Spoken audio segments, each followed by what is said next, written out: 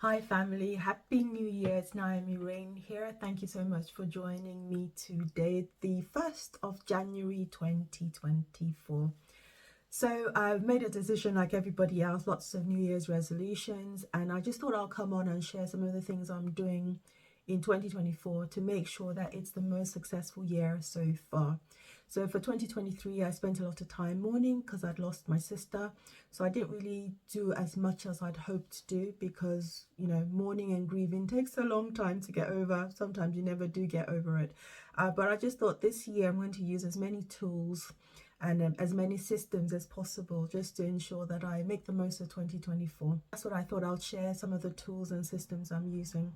So I've joined a number of book clubs and masterminds and support groups to ensure that I hit my 2024 goals. I'm also doing a lot of work on my own to make sure that I've got clear goals and I'm sure on what I'm doing to plan my 2024 so that it has the best chance as possible to succeed. So I'm just going to go into some of the tools that I'm using and share them with you. So the first thing I've got is this planner or journal. It's really, really useful. I got it off Amazon, and in it, this is a little card that came with it, and it kind of explains what you should do to complete it.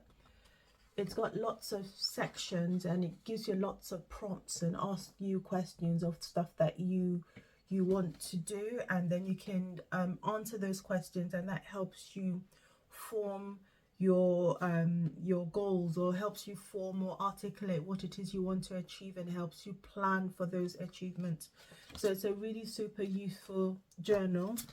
It asks things like, what does a successful life look like to you, and what does your perfect day look like? And you go in there and fill it in. Then you've got a section for your dreams, and it's got a section for your vision board. Then it breaks down your goals for you, your 3-month goals, and it goes further to your 12-month goals, I think. Yeah, your 1-year goals and your 3-month goals. And it also goes into the strategy of how you would achieve that. So this is an example of what the pages look like. And it's also got a few more prompting questions to help you on your way to achieving your goals. The only criticism I have of this is that it's quite small. The spaces are quite small. I've got massive writing, so I'm going to be challenged to complete this. But I do like the prompts. I like that it's small, and I like that it is handy. So this is something that I can take away with me on holiday. And it also came with some stickers, which I thought was super cute. And it got me really excited about using stickers. You remember when we were children and we used to do a lot of colouring in? So I think stickers are like an adult version of colouring in. So it's quite nice to have these stickers in. I got a few more stickers, I must say, from Amazon to complete the pack.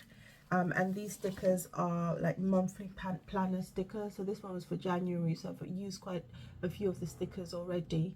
And you pop it into your journal. And I thought they were quite cute. So I got a few of those. One of the other tools I'm using are these envelopes. So I've popped them in my journal, and what I'm using these envelopes for is to help me hit my weight loss goal.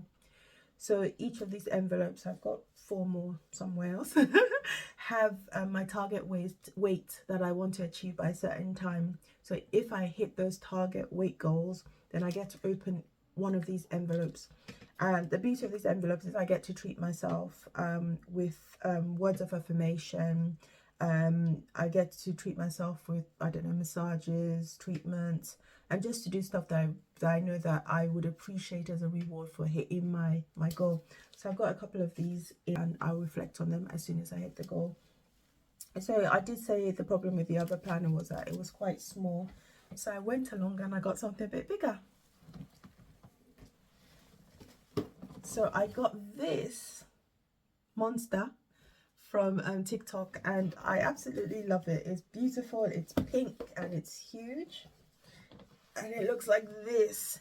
Now, you definitely don't want to put this in your suitcase when you're going on holiday, because it's going to weigh more than everything you pack, but it's really useful. I think this is one of the ones that will stay at home, and I'll use it at home, and the smaller one will definitely fit comfortably in my suitcase. So like the other journal that I shared with you, this is quite useful as well because it has loads of prompts. It's really beautiful to look at, and you can go in there and complete the prompts and affirmations. It helps you with your goal setting. It breaks it down to 12 months, 3 years and 5-year goals, broken down by aspects of your life like your health, wealth, career, and so on. So it's really, really useful.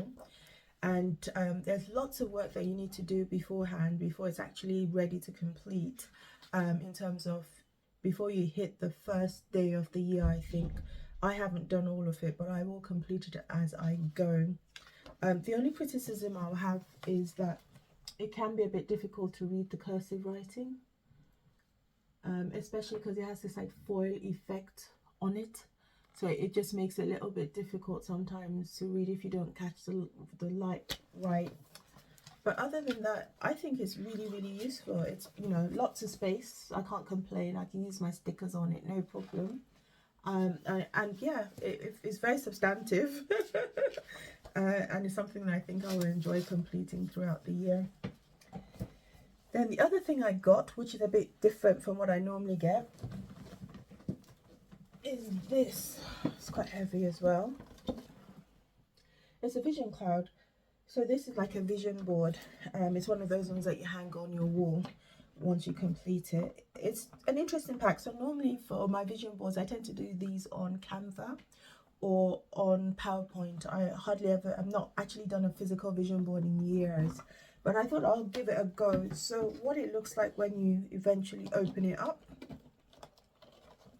is a big board.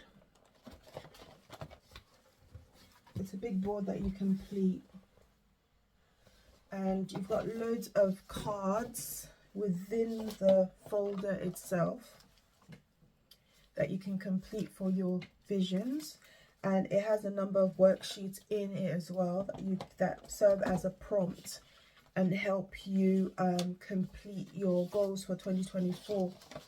What I did particularly like is that there's like a little checkbook in there, so you can go ahead and write yourself little checks, and these could kind of help encourage you to hit your goals. So I thought that's quite useful. So I will use this board, but I probably use it for my family because, as I said, I tend to use Canva or PowerPoint for my vision boards, and I put it on my screensaver. However, this is quite useful, I suppose, for my family. So I'll get the whole family to sit around the table and we can go through their visions for 2024, and we can all stick things that we want to achieve in 2024. And that's probably what we're going to do this afternoon as our little New Year's Day project. And the last thing I got, just reaching for it, is this planner.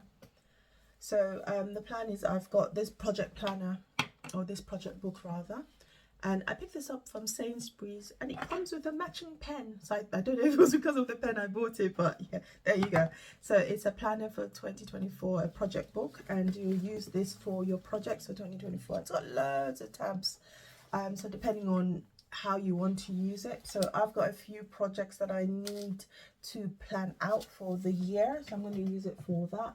Big space is A4 size, so it's really spacious, and I believe I'm going to enjoy using it. And it's from Habitat, and as I said, I picked this up from Sainsbury's.